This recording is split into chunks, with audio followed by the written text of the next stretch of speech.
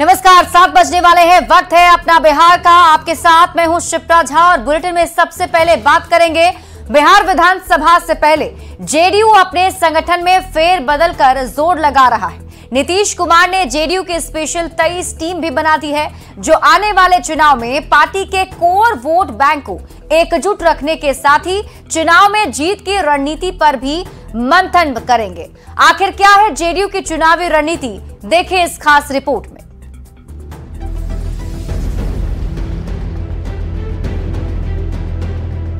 2025 में होने वाले बिहार विधानसभा चुनाव को लेकर जेडीयू ने अपनी तैयारी तेज कर दी है। पार्टी के राष्ट्रीय अध्यक्ष और मुख्यमंत्री नीतीश कुमार एक्शन मोड में आ चुके हैं। तभी तो चुनाव में कोर वोट बैंक को साथ रखने के लिए नीतीश ने स्पेशल 23 का गठन किया है। ये स्पेशल 23 न केवल सामाजिक समीकरण का ख्याल रखेंगे, बल्कि चुनाव में जेडीयू के तीर की धार को भी तेज करेंगे। नीतीश की ये स्पेशल 23 क्या है, इसे भी समझिए। कोर वोट बैंक की किलेबंदी में जुटे हैं नीतीश की कोर टीम में 23 सदस्य शामिल किए गए। 45% यानी 10 सदस्य ओबीसी और ईबीसी वर्ग से हैं। 5 कुर्मी और 2 कुशवाहा वर्ग के सदस्य शामिल किए गए, जबकि टीम में 3 अल्पसंख्यक को जगह मिली है। स्पेशल 23 में 3 सवर्ण नेता को जगह मिली है, तो वहीं 2 दलित नेता भी स्पेशल 23 में शामिल किए गए हैं। अशोक चौधरी और आलोक कुमार सुमन को जगह मिली है। नीतीश के स्पेशल 23 में शामिल सदस्यों को आखिर कौन सी जिम्मेदारी दी गई है, इसे भी जान लीजिए। जेडीयू के राष्ट्रीय कार्यकारी अध्यक्ष संजय झा बने हैं। संजय झा के कार्यकारी अध्यक्ष बनने के 55 दिन बाद ये कदम उठाया गया। विधानसभा चुनाव से पहले नीतीश की स्पेशल 23 टीम बनी है। छिटकते कोर वोट बैंक को साधने की रणनीति तैयार की जा रही है। विधानसभा चुनाव में बेहतर प्रदर्शन पर जोर दिया जा रहा है, तो वहीं जेडीयू ने संगठन में भी बड़ा फेरबदल किया है। पार्टी ने पुराने प्रदेश संगठन को खत्म करते हुए नए संगठन की घोषणा की। 300 सदस्य की जगह मात्र 115 सदस्यों की कमेटी बनाई गई, जिसमें 10 उपाध्यक्ष और 49 महासचिव बनाए गए हैं। 46 सचिव, 9 प्रवक्ता और 1 कोषाध्यक्ष भी बनाए गए हैं। चुनाव है, चुनाव को देखते हुए जो टीम को हम लोग को खड़ा करना है, तो उसमें हम लोगों ने नई कमेटी के बनाया है, नई कमेटी का घोषणा किया है। और नई कमेटी के घोषणा में हम 115 की कमेटी बनाई है, जिसमें 10 उपाध्यक्ष हैं, 49 महासचिव हैं और 46 सचिव हैं और 9 जो है हमारे प्रवक्ता हैं। और सभी समाज हर वर्ग के लोगों को उसमें भागीदारी दी गई है, हिस्सेदारी दी गई है। नहीं, सलाहकार समिति भंग की गई है, क्योंकि बहुत से ऐसे लोग थे, हमको लगता है अध्यक्ष जी को लगता होगा कि जो बहुत सक्रिय नहीं थे, क्रियाशील नहीं थे, तो नए तरीके से गठन किया जाएगा भविष्य में। बिहार में अगले साल चुनाव होना है, पर उससे पहले ही जेडीयू किसी भी हाल में मुकम्मल तैयारी कर लेना चाहती है। चुनावी मैदान में उतरने से पहले पार्टी लगातार अपने कैडर में फेरबदल कर कमेटी बनाकर पूरी ताकत लगाना चाहती है, ताकि चुनाव में बम्पर जीत दर्ज की जा सके। न्यूज़ 18 के लिए पटना से आनंद अमृतराज और विनीता मिश्रा की रिपोर्ट। सीएम नीतीश कुमार ने शनिवार को पूर्णिया के चूनापुर सैन्य हवाई अड्डा क्षेत्र का एरियल सर्वे किया है और इसके साथ ही शहर से हवाई सेवा शुरू किए जाने को लेकर अधिकारियों के साथ बैठक कर निर्देश भी दिए। इसके अलावा सीएम ने 4 थाना भवनों का उद्घाटन भी किया। सीमांचल में विकास की गति को लेकर सीएम नीतीश कुमार बेहद गंभीर दिख रहे हैं। मुख्यमंत्री नीतीश कुमार सीमांचल में विकास कार्यों को रफ्तार देना चाहते हैं। शनिवार को पूर्णिया पहुंचे नीतीश कुमार चूनापुर सैन्य हवाई अड्डे पर उतरे और एयर सर्विस से जुड़ी बाधाओं को दूर करने के लिए समीक्षा बैठक की। बैठक में रक्षा मंत्रालय के अधिकारी, एयरपोर्ट अथॉरिटी ऑफ इंडिया के अधिकारी, एयरफोर्स के अधिकारी, मंत्री लेसी सिंह, पूर्व सांसद संतोष कुशवाहा, सदर विधायक, कमिश्नर, डीएम और मुख्यमंत्री के प्रधान सचिव एस सिद्धार्थ भी मौजूद थे। पूर्णिया में उड़ान सेवा शुरू करने को लेकर सीएम नीतीश कुमार ने अधिकारियों को दिशा निर्देश भी जारी किए। चूनापुर एयरपोर्ट से सीएम ऐतिहासिक काझा कोठी तालाब परिसर पहुंचे। काझा कोठी को दिल्ली हाट की तर्ज पर विकसित करने की तैयारी का सीएम ने जायजा लिया। यहीं से मुख्यमंत्री ने रिमोट के जरिए 4 थाना भवन के साथ ही पूर्णिया पुलिस लाइन में बने विधि विज्ञान प्रयोगशाला का भी उद्घाटन किया। पूर्णिया में चल रहे स्टार्टअप योजनाओं का मुख्यमंत्री नीतीश कुमार ने निरीक्षण भी किया और स्टार्टअप से जुड़े लोगों से बातें भी की। पूर्णिया से हवाई सेवा जल्द शुरू करने पर जोर। बिहार सरकार ने AAI को 52.18 एकड़ जमीन पहले ही दे दी थी। दोनों के बीच MOU भी हो चुका था। बाकी की 15 एकड़ जमीन और 4 लेन कनेक्टिविटी रोड की मांग थी। सीएम की बैठक में इस मुद्दे को भी सुलझा लिया गया है। वो सभी मुद्दे पर विमर्श हुआ। 15 एकड़ जमीन देने वाली बात तो पहले हो चुकी है, माननीय मुख्यमंत्री जी पहले एग्री कर चुके हैं, उसकी प्रक्रिया चल रही है। 52 से अधिक जमीन, 52 एकड़ से अधिक जमीन भी दे दी गई है, वो भी समाधान हो गया है। और भी रास्ता का है, उस पर भी आज भी विमर्श हुआ। पूर्णिया सीमांचल का सबसे बड़ा शहर है। इलाके से हवाई सेवा शुरू करने की मांग यहाँ काफी पुरानी है। ऐसे में नीतीश कुमार के दौरे और अधिकारियों को दिए निर्देश के बाद इसकी उम्मीद भी काफी बढ़ गई है। न्यूज़ 18 के लिए पूर्णिया से कुमार प्रवीण की रिपोर्ट। तेजस्वी यादव ने महंगाई और बेरोजगारी और अपराध को लेकर नीतीश सरकार पर बड़ा हमला बोला है। तेजस्वी यादव ने कहा, आंकड़ों से ये साफ हो गया है कि बिहार बेरोजगारी, अपराध और महंगाई में नंबर 1 पर है। तेजस्वी यादव ने कहा, पिछले 17 साल से डबल इंजन की सरकार है, फिर भी बिहार का ये हाल है। तेजस्वी यादव ने बिहार सरकार के द्वारा अपने चुनिंदा मंत्रियों को Z श्रेणी और Y श्रेणी की सुरक्षा दिए जाने पर भी निशाना साधा है। आंकड़े जो हम लोगों के सामने जो आए हैं, बिहार जो है सबसे अंतिम स्थान है। यहाँ बेरोजगारी में बिहार नंबर 1 है, गरीबी में, बेरोजगारी में, महंगाई में, भ्रष्टाचार में बिहार जो है पूरी तरीके से नंबर 1 हो चुका है। और ये आंकड़े हमारे नहीं है, उसमें बाकायदा ट्वीट में इसका जिक्र भी किया गया है। तो महंगाई है, बेरोजगारी है, अपराध में बिहार नंबर 1 है।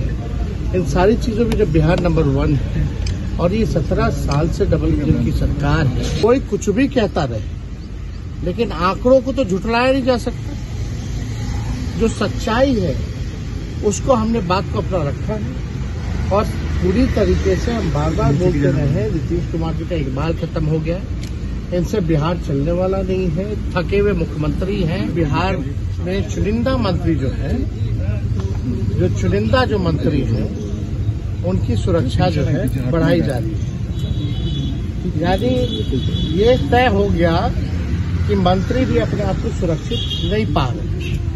तो सबसे बड़ा सबूत तो यही है कि बिहार में लॉ एंड ऑर्डर ठीक नहीं है। नेता प्रतिपक्ष तेजस्वी यादव पर मंत्री नीरज कुमार बबलू ने पलटवार किया है। नीरज कुमार बबलू ने कहा कि तेजस्वी यादव को अपराध पर बोलने का कोई हक नहीं है। उनके कार्यकाल में सीएम आवास के आपराधिक घटनाओं को संचालित किया जाता था। पर आरजेडी को बोलने का कोई अधिकार नहीं है, काहे कि बिहार में जो अपराध कभी हुआ करता था उसके जनक आरजेडी के लोग थे। आरजेडी वाले ही बिहार को बदनाम करने की कोशिश किए और 90 का दशक आप याद करिए, बिहार को जंगल राज के नाम से लोग जाने जाते थे। पूरे देश में बिहार बदनाम हो चुका था। ये करने वाला कोई नहीं, सिर्फ और सिर्फ आरजेडी के लोग थे। जम्मू कश्मीर विधानसभा चुनाव को लेकर कांग्रेस और नेशनल कॉन्फ्रेंस के समझौते पर डिप्टी सीएम सम्राट चौधरी ने हमला बोलते हुए कहा कि हम ये जानना चाहते हैं कि नेशनल कॉन्फ्रेंस कहती है हम 370 बहाल करेंगे, कांग्रेस बताए इस मुद्दे पर किसके साथ है। नेशनल कॉन्फ्रेंस ये कहती है कि कश्मीर एक अलग देश के नाम से जाना जाएगा, कांग्रेस बताए वो तिरंगा को हटाना चाहती है और नया देश बनाना चाहती है। कश्मीर में SC/ST को आरक्षण दिया गया, क्या कांग्रेस इसका विरोध करती है? और कांग्रेस पार्टी को यह बताना चाहिए पूरे भारत को कि क्या 370 के साथ जो नेशनल कॉन्फ्रेंस कहती है कि 370 फिर से बहाल करेंगे, आर्टिकल 35A फिर से हम बहाल करेंगे, तो कांग्रेस पार्टी उनके साथ है या भारत के लोगों के साथ है? दूसरा, नेशनल कॉन्फ्रेंस कहती है कि इस देश में कश्मीर एक अलग देश के तौर पर जाना जाएगा और जिसको अलग झंडा का निशान भी देना पड़ेगा। तो कांग्रेस पार्टी को यह भी बताना चाहिए और इंडी गठबंधन के लोगों को कि क्या आप तिरंगे के विरोधी हैं, तिरंगा नहीं चाहते हैं। सांसद पप्पू यादव का भी बड़ा बयान सामने आया है। कांग्रेस में नहीं हुआ मेरी पार्टी का विलय, ये बड़ा बयान सांसद पप्पू यादव की तरफ से दिया गया है। उन्होंने कहा, अभी मैं कांग्रेस को वैचारिक समर्थन दे रहा हूं, 3 महीने बाद विलय पर फैसला होगा। कांग्रेस में अपनी पार्टी के विलय के सवाल पर पप्पू यादव ने कहा कि उनकी पार्टी का कांग्रेस में विलय नहीं हुआ है। उन्होंने ये भी कहा कि अगले 3 महीने बाद उनकी पार्टी का कांग्रेस में पूरा विलय संभव हो पाएगा। और उन्होंने क्या कुछ कहा है आपको दिखाते हैं। सदन और सदन के बाहर कांग्रेस और राहुल गांधी के साथ विचारधारा मिलती है। कांग्रेस 3 महीना के बाद हम निर्णय लेंगे कि हम लोग का पूरा विलय कांग्रेस कब स्वागत करती है, वो उन पर है। पूर्व केंद्रीय मंत्री अरुण जेटली को उनकी पुण्यतिथि पर नमन किया गया। इस मौके पर पटना में बीजेपी के प्रदेश अध्यक्ष दिलीप जायसवाल और उप मुख्यमंत्री सम्राट चौधरी के साथ ही बीजेपी के कई बड़े नेताओं ने उन्हें श्रद्धांजलि दी। कंकड़बाग में अरुण जेटली की प्रतिमा पर सभी नेताओं ने माल्यार्पण किया।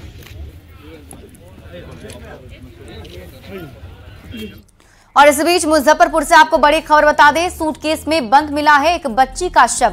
बताया जा रहा है कि 3.5 साल की बच्ची का शव एक लाल सूटकेस से बरामद किया गया है। मिठनपुरा थाना क्षेत्र के रामबाग निराला निकेतन के पास का ये मामला बताया जा रहा है। फिलहाल पुलिस की टीम मौके पर पहुंची हुई है। मामले की जांच पड़ताल शुरू कर दी गई है। मृतक बच्ची की पहचान मिठनपुरा थाना क्षेत्र के मनोज कुमार की बेटी मिष्टी कुमारी के रूप में की गई है। जानकारी के मुताबिक शुक्रवार की शाम बच्ची की मां घर से बच्ची को लेकर अपनी बहन के बर्थडे पार्टी के लिए निकली थी, जिसके बाद शनिवार को स्थानीय लोगों ने बच्ची का शव उसके घर के पीछे एक झाड़ी में देखा। शव लाल रंग के सूटकेस में बंद था। लोगों ने पुलिस को जानकारी दी और इस बीच बच्ची के पिता मौके पर पहुंचे। फिलहाल बच्ची की मां लापता बताई जा रही है। वहीं पुलिस ने मामले की जांच के लिए एफएसएल टीम को बुलाया है। उसका जानकारी हुआ अभी हमको 11 बजे सुबह आए तो मेरे घर से बैग गायब था। बैग देखे हैं, विंडो खोल के देखे तो बैग हमारे ही फेंका हुआ था, इसलिए हम सोचे नहीं। फिर हमको कुछ लोग बोले कि बैग जाके देखिए क्या है बैग में। बैग देखे हैं तो बॉडी था बच्चे की। बैग भी हमारे घर का, बंदी भी हमारे। है नहीं, सुबह दुकान पे निकले हुए थे, उसके बाद रात में आए हैं तो देखे कि है नहीं, घर पे नहीं था। 2 बजे से मोबाइल बंद है, तो उसके बाद सब जगह खोजे हैं रिश्तेदार में, लेकिन कहीं नहीं मिला है। कैसे पता चला? यहाँ रूम में एक लाल कलर का बैग था, तो बैग देखे हैं कि नहीं है। बैग पूरा खोजे है तो नहीं, राम लोग बैग लेके चली गई हो कपड़ा लेके, तो सुबह बैग देखे हैं तो यहाँ पे मिला। कल से बच्ची और उसकी माँ कल दिन में अपने पति से बोली कि हम जा रहे हैं मौसी के यहाँ, बर्थडे पार्टी है। उसके बाद उनके पति बताया कि रात में 10 बजे उनका मोबाइल बंद पाया गया। उसके बाद से उनका था पता नहीं चला। अभी बच्ची का लाश मिला है। देखिए, बच्ची का शव मिलने से हड़कंप मचा हुआ है और इसी बीच कई सारे सवाल हैं जो खड़े हो रहे हैं। सवाल ये कि बच्ची की मां कहां लापता है, क्योंकि बताया जा रहा है कि बच्ची की मां लापता है। तो सवाल यही है कि आखिर बच्ची की मां कहां है। सवाल तो ये भी बनता है, क्या हत्या के बाद शव छिपाने की कोशिश की गई है, और सवाल ये भी कि क्या किसी साजिश का शिकार हुई है बच्ची, क्योंकि 3 साल की बच्ची का शव सूटकेस से बरामद किया गया है। बढ़ते आगे, आज भागलपुर से एक ऐसी तस्वीर आई जिसने पहले तो डरा दिया, लेकिन बाद में एसडीआरएफ ने सफल रेस्क्यू कर एक परिवार के चेहरे पर खुशी लौटा दी। मामला भागलपुर नौगछिया के इस्माइलपुर बिंद टोली तटबंध का है, जहां मुख्य अभियंता अनवर जमील गंगा के तेज पानी में बह गए। हालांकि मुख्य अभियंता लाइफ जैकेट पहने थे और उनका सफल रेस्क्यू भी कर लिया गया और अब वो सुरक्षित हैं। लेकिन इस हादसे ने पटना के नासरीगंज घाट हादसे की याद एक बार फिर से ताजा कर दी, जिसमें एक शिक्षक बह गए, जिसके बाद लाइफ जैकेट नहीं थी। ये रिपोर्ट देखिए।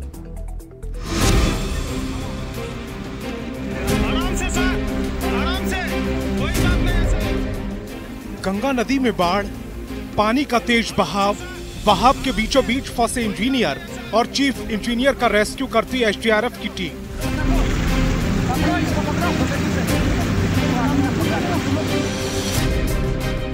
तस्वीरें भागलपुर नवगछिया के इस्माइलपुर बिंद टोली तटबंध की हैं, जहां टूटे तटबंध का मुआयना करने पहुंचे कटिहार के मुख्य अभियंता अनवर जमील गंगा में बह गए।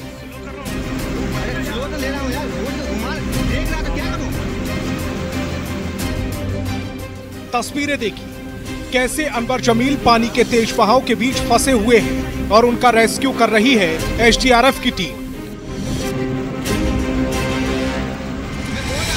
बोट हमारे एस्पर नंबर 9 के सामने गए गंगा की मेन धार में, तो वहाँ पे क्योंकि एस्पर के सामने हमेशा वेलोसिटी ज़्यादा होती है, तो वहाँ पे जब मोड़ने के क्रम में एक सेंट्रीफ्यूगल फोर्स काम करता है, पानी का जो होता है ना फोर्स की वजह से, मतलब उसकी वजह से जो है हम जो है उसमें नदी साइड में गिर गए। गनीमत रही कि मुख्य अभियंता अनवर जमील लाइफ जैकेट पहने थे, लिहाजा एसडीआरएफ ने अनवर जमील का सफल रेस्क्यू कर लिया और उनकी जान बच गई। जरा सोचिए कि अगर लाइफ जैकेट नहीं होती तो कितनी बड़ी अनहोनी हो जाती।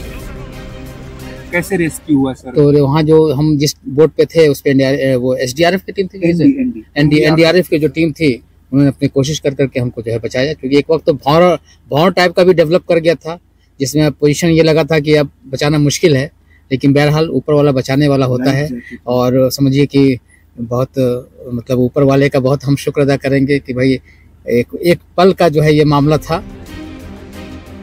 अब जरा इस तस्वीर को देखिए जो एक रोज पहले ही नदी में बह गए शिक्षक अविनाश कुमार की है, जो पटना के नासरीगंज घाट से स्कूल जाते समय हादसे का शिकार हो गए थे और पानी के तेज बहाव में बह गए थे। अफसोस शिक्षक अविनाश के पास लाइफ जैकेट नहीं थी, अगर होती तो इस हादसे को भी टाला जा सकता था और आज हमारे बीच होते Avinash Kumar. Bureau report, news 18।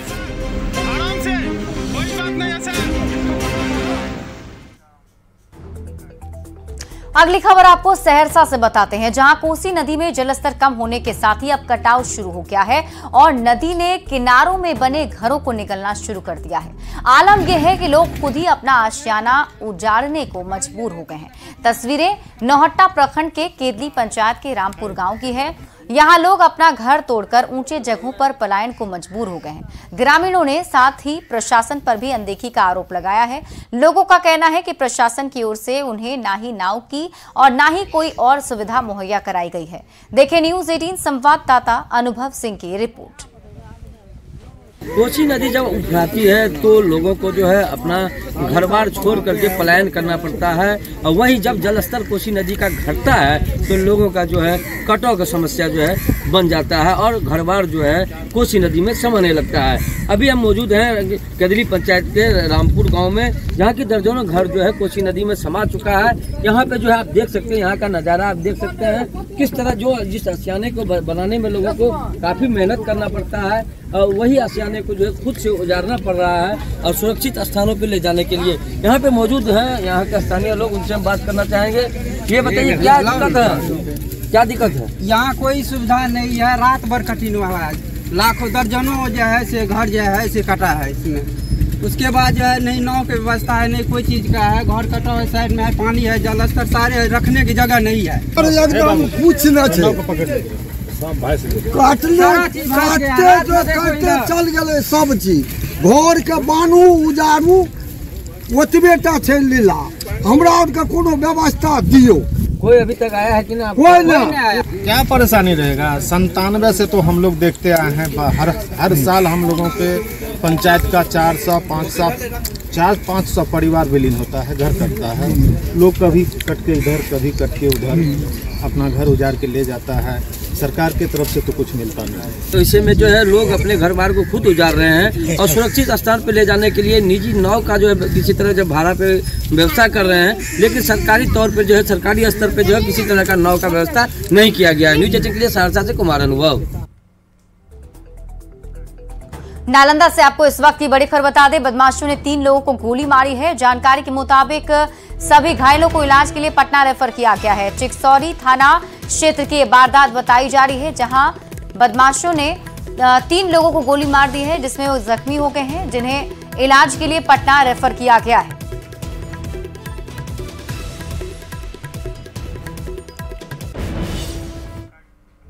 और फिलहाल इस बुलेटिन में अभी के लिए बस इतना ही। आप देखते रहिए न्यूज़ 18 बिहार झारखंड।